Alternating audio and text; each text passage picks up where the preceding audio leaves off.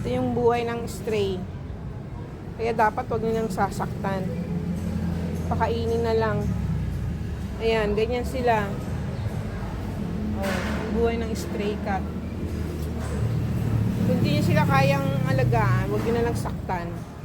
Kung hindi nyo rin kayang pakainin, wag nyo na lang silang saktan. Kasi ang hirap ng buhay nila. Tingnan mo, nandito lang sila. Umulan, umaraw. Nandito lang sila sa kalsada. Para silang si Wesley.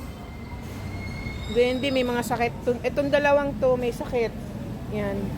Silang dalawa. Ang hirap, kawawa. Wala naman akong paglagyan sa kanila. Hi! Kain ka na, dali. May gamot yan. Ito pa isa. Kumain ka na?